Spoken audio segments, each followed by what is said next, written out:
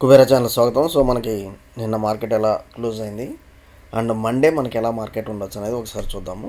కొన్ని important updates చూసి మనము ఈ వీడియో క్లోజ్ చేద్దామండి. దివిస్ ల్యాబొరేటరీస్ మనకు వచ్చేసి కన్సాలిడేటెడ్ ప్రాఫిట్ వచ్చేసి 35% ఇయర్ అని ఇచ్చారు అండ్ రెవెన్యూ కూడా మనకు అప్పించారు. సో నేను వచ్చేసి దివిస్ వచ్చేసి బైకాల్ అనేది చాలా రోజుల నుంచి మెయింటైన్ చేస్తున్నాను. స్టిల్ నేను ఇంకా వచ్చేసి ఇది వచ్చేసి నియర్ టు 10,000 టార్గెట్ అచీవ్ చేయొచ్చు అన్నట్లుగా నాకు అనిపిస్తుంది.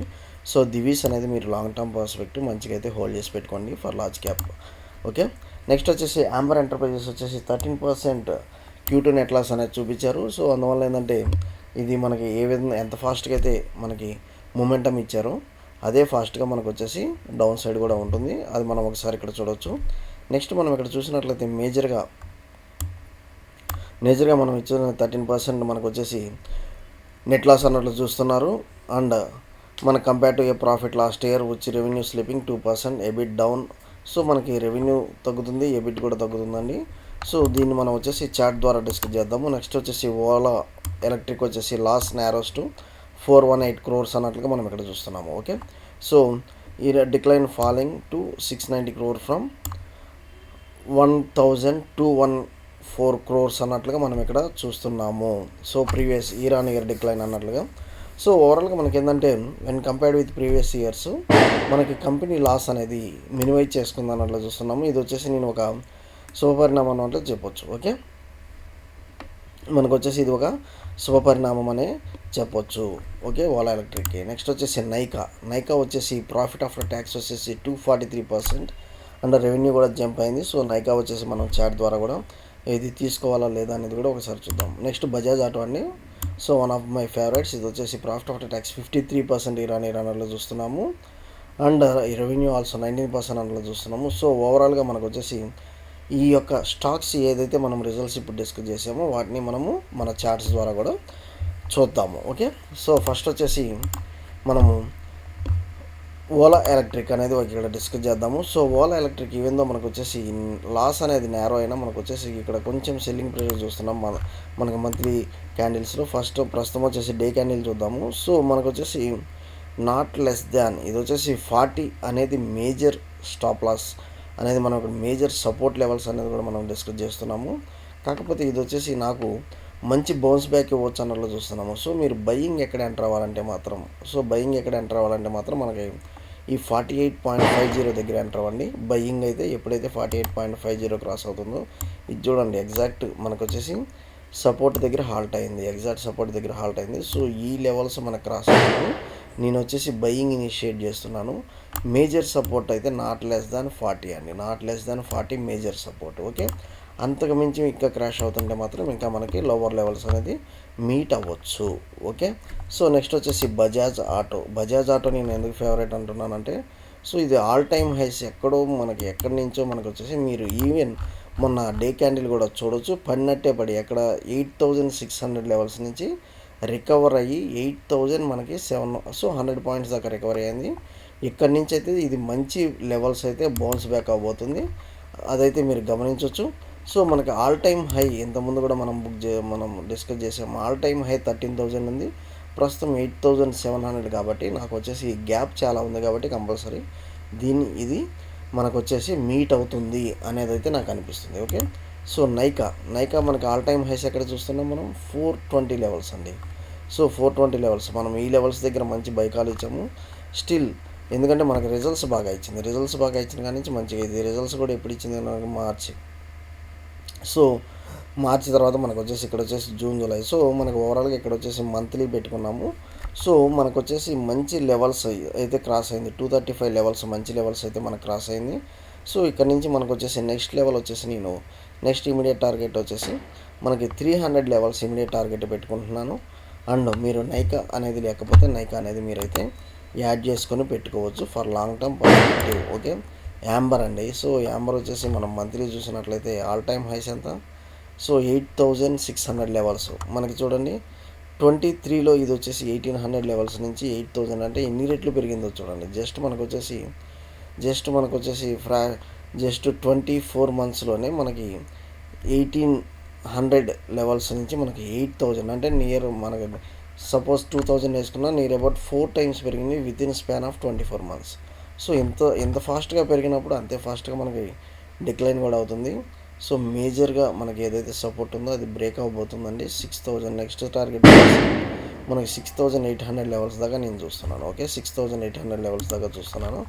ఒక్కసారి డే క్యాండిల్ చూద్దాము. ఓకే, సో మనకి ఫాల్ అయినట్టే ఫాల్ అయ్యి మళ్ళీ రికవర్ అయితే ఇచ్చాడు. కాకపోతే మనకి నెక్స్ట్ వచ్చేసి ఈ లెవెల్ 6800 లెవెల్స్ అనేది క్రూషియల్గా కనిపిస్తుంది.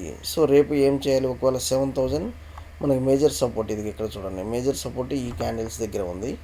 సో మేజర్ సపోర్ట్ మనకు వచ్చేసి ఇక్కడ ఈ యొక్క కార్నర్ ఇక్కడ మనకి ఇస్తున్నాడు.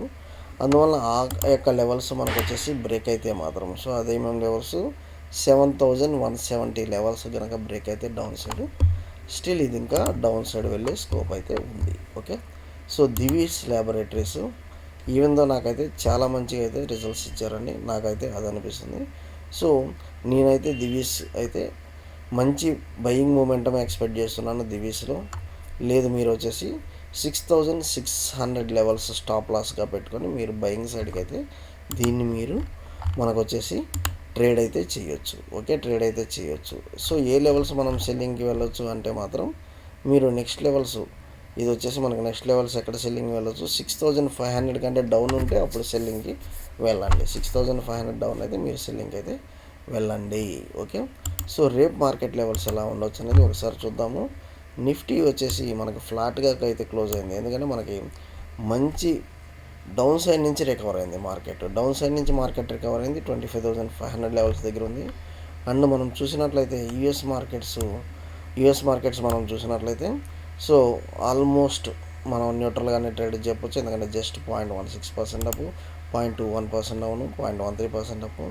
మనకి యూరోపియన్ మార్కెట్స్ చూసినట్లయితే నెగిటివ్లో ట్రేడ్ అవ్వడం చూస్తున్నాము. సో జపాన్ నిక్కీ వచ్చేసి బాగా ఫాలో అవుతుందండి కొన్ని సెక్షన్స్ నుంచి, అది మనం ఇక్కడ చూడొచ్చు. Okay, so option chain data చూసినట్లయితే మనకి 24500 లెవెల్స్ అనేది క్రూషియల్ లెవెల్స్, కాబట్టి ఇక్కడ నుంచి మనకి అప్ సైడ్ మూమెంటం ఉంటుందో డౌన్ సైడ్ మూమెంటం ఉంటుందో అనేది మనం ఒక్కసారి చూద్దాము. ఓకే, సో 25500 లెవెల్స్ నుంచి మనకి 25600 అండ్ దెన్ 700 అండ్ దెన్ 800.